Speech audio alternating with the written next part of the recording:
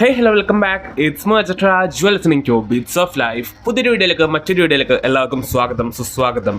Reservation സംവരണം എപ്പോഴും ഒരു ഹോട്ടായിട്ടുള്ള ഡിബേറ്റബിൾ ആയിട്ടുള്ള ഒരു ടോപ്പിക്കാണ്. പല ഡിബേറ്റുകൾ, പല സംഘർഷങ്ങൾ, പല വിവാദങ്ങളൊക്കെ നടക്കുന്നൊരു ടോപ്പിക്കാണ്. നമ്മളിന്ന് സംസാരിക്കാൻ പോകുന്നത് ജസ്റ്റ് റിസർവേഷനെ പറ്റിയിട്ടല്ല, എയിംസിൻ്റെ ESICയുടെ 80-20 നഴ്സിംഗ് ഓഫീസർ റിസർവേഷനെ പറ്റിയിട്ടാണ്. ജെൻഡർ ബേസ്ഡ് ആയിട്ടുള്ള ഒരു റിസർവേഷനെ പറ്റിയിട്ടാണ് നമ്മളിന്ന് സംസാരിക്കാൻ പോകുന്നത്.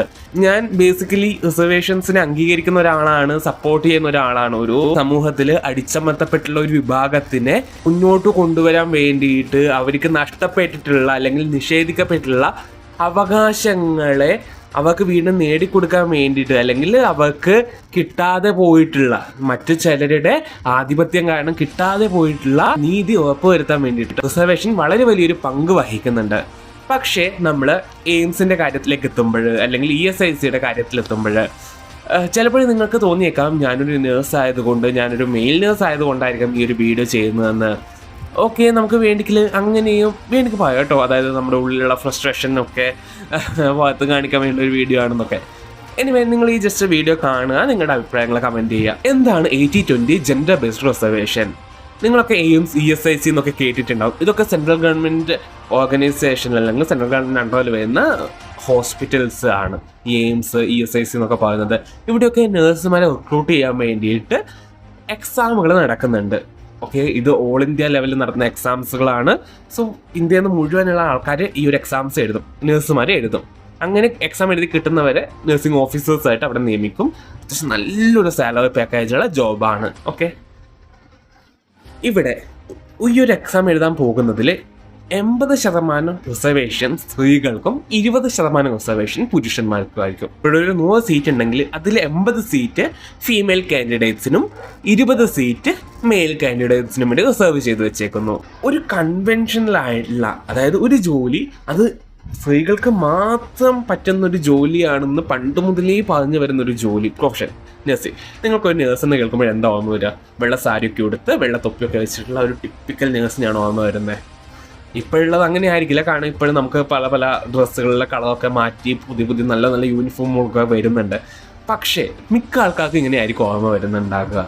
സോ അതിൻ്റെ ഒരു മുഖമുദ്ര എന്ന് പറയുന്നത് തന്നെ സ്ത്രീ ആണെന്നുള്ളൊരു വസ്തുത നിലനിൽക്കുമ്പോൾ, അങ്ങനൊരു പ്രൊഫഷനിൽ ഒരു വലിയൊരു സാലറി പാക്കേജിൽ ഒരു ജോലി, ഒരു പോസ്റ്റ് വരുമ്പോൾ അവിടെ ആ ഒരു പെർട്ടിക്കുലർ ജെൻഡറിന് 80% റിസർവേഷൻ നൽകുകയും അതിൽ ഇല്ലാത്ത ഒരു, അതായത് അങ്ങനെ ടിപ്പിക്കലി ഇല്ലാത്ത ആ ഒരു ജോബിലേക്ക് പോകാത്ത ഒരു പെർട്ടിക്കുലർ ജെൻഡറിന് 20% റിസർവേഷൻ മാത്രം നൽകുകയും ചെയ്യുന്നതിലുള്ള അൺഈക്വാലിറ്റിയാണ് ഇവിടെ ചർച്ച ചെയ്യേണ്ടത്.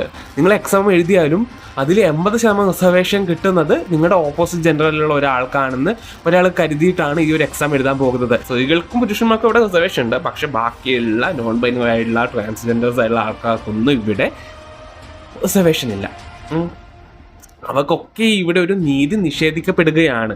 ജോലി ചെയ്യാനുള്ള, ജോലി കിട്ടാനുള്ള, ഒരു നല്ലൊരു ജീവിതം നയിക്കാനുള്ള ഒരു അവകാശം നിഷേധിക്കപ്പെടുകയാണ്. നമ്മൾ മുമ്പോട്ട് ഇൻക്ലൂസീവ് ആയിട്ടുള്ള ഒരു സൊസൈറ്റിയിലേക്ക് മുന്നോട്ട് പോയിക്കൊണ്ട് നിൽക്കുമ്പോൾ ഇവിടെ ഒരു വലിയൊരു ഗ്രൂപ്പ് ആൾക്കാർക്ക് നീതി നിഷേധിക്കപ്പെടുകയാണ്.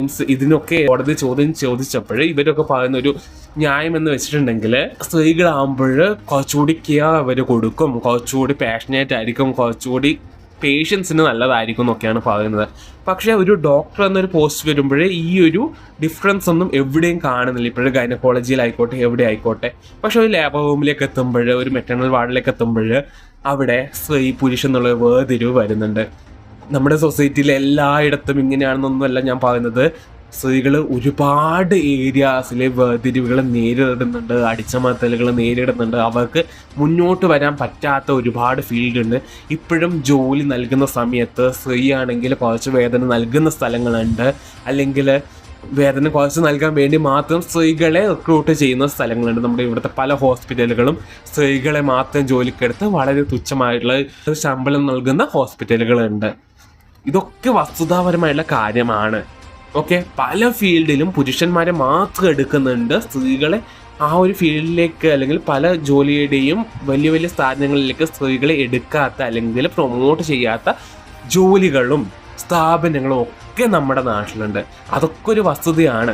പക്ഷെ ഒരു നഴ്സിംഗ് എന്നൊരു ഫീൽഡ് എടുക്കുന്ന സമയത്ത് ഈ ഒരു ഫീൽഡ് എടുക്കുമ്പോഴേ ഇവിടെ പണ്ട് മുതലേ കൺവെൻഷനലി ആയിട്ട് ട്രഡീഷണലി ആയിട്ട് സ്ത്രീകൾ മാത്രം ജോലി ചെയ്തുകൊണ്ട് വെക്കുന്ന ഒരു പ്രൊഫഷൻ എടുക്കുന്ന സമയത്ത് അവിടെ ഒരു റിസർവേഷൻ എന്ന് പറയുന്നൊരു കാര്യം കൊണ്ടുവരുമ്പോൾ 80% റിസർവേഷൻ ഓൾറെഡി അവിടെ ആ ഒരു ജോലിയിൽ സ്വാധീനമുള്ള കൂട്ടം വിഭാഗങ്ങൾക്ക് നൽകുകയും പിന്നെ 20% അതിൽ വരാത്തൊരു കൂട്ടം ജനതന് നൽകുകയും ചെയ്യുന്നതിലുള്ള വേർതിരിവാണ് ഞാനിവിടെ ചോദ്യം ചെയ്യുന്നത്. നിങ്ങൾക്ക് എന്തെങ്കിലും തോന്നുന്നുണ്ടോ? നമുക്ക് റിസർവേഷൻ കൊടുക്കുന്നത് നല്ലതാണ്. അതായത് ഒരു കൂട്ടം സ്ത്രീകളെ വളരെയധികം എംപവർ ചെയ്യാൻ വേണ്ടിയിട്ട് ഇത് സഹായിക്കുന്നുണ്ട്. പക്ഷേ ഇങ്ങനൊരു വസ്തുത നിലനിൽക്കുമ്പോഴും അവിടെ ഒരു ന്യായം വേണ്ടേ? 100% 80% ഒരു കൂട്ടം പേർക്ക് മാത്രമായിട്ട് റിസർവ് ചെയ്യുന്നതിൽ എവിടെയാണ് ന്യായമുള്ളത്? നിങ്ങളുടെ അഭിപ്രായം നിങ്ങൾ കമൻറ്റ് ചെയ്യുക. 2019 എയിംസ് ഈ ഒരു 80-20 റിസർവേഷൻ കൊണ്ടുവരുന്നത്. 2024 ESIC ഈ ഒരു റിസർവേഷൻ കൊണ്ടുവന്നു. ഇനി എന്തൊക്കെ സ്ഥാപനങ്ങൾ, ഏതൊക്കെ നമ്മുടെ സ്റ്റേറ്റ് ഗവൺമെൻറ് ആയിക്കോട്ടെ, സെൻട്രൽ ഗവൺമെൻറ് ആയിക്കോട്ടെ, ഇത്തരം ഏജൻസികളിൽ, ഹോസ്പിറ്റലുകളിൽ ഇതുപോലുള്ള റിസർവേഷൻ കൊണ്ടുവരും.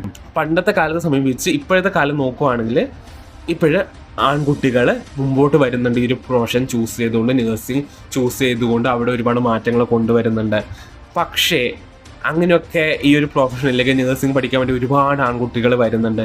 ഇങ്ങനെയൊക്കെ നടക്കുന്ന സമയത്തും ഇതൊക്കെ പഠിച്ചു കഴിഞ്ഞ് ഒരു സെൻട്രൽ ഗവൺമെൻറ് ജോലി നോക്കി പോകുന്ന സമയത്ത് അവിടെ ഇത്രത്തോളം ഒരു അൺഫെയർ ആയുള്ള ഒരു സിറ്റുവേഷൻ കാണുമ്പോൾ അവരുടെ അവസ്ഥ എന്തായിരിക്കും? എങ്ങനെയായിരിക്കും ഇതൊക്കെ ചൂസ് ചെയ്തിട്ട് അവർ ലൈഫ് മുന്നോട്ട് കൊണ്ടുപോകുന്നത്?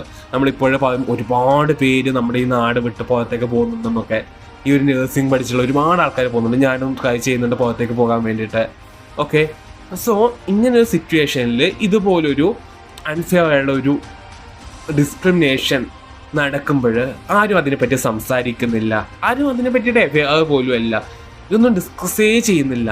അതേ സമയത്ത് ഒരു കാസ്റ്റ് ബേസ്ഡായുള്ള റിസർവേഷൻ 1% ഒക്കെ കൂട്ടുന്ന സമയത്ത് അത് വളരെ വലിയൊരു കോളിളക്കം ഇവിടെ സൃഷ്ടിക്കുന്നുണ്ട്.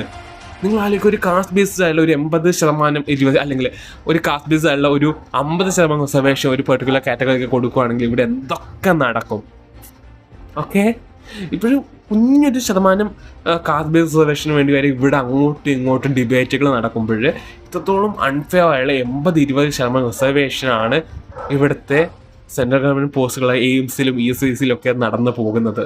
സോ ഇത്രയൊക്കെ ഉള്ളൂ കേട്ടോ ഇന്നത്തെ വീഡിയോ. നിങ്ങളുടെ അഭിപ്രായങ്ങൾ കമൻറ്റ് ചെയ്യുക. മറ്റൊരു വീഡിയോ മറ്റൊരു വിഷയമായിട്ട് കാണുന്നത്. Signing off. ബൈ.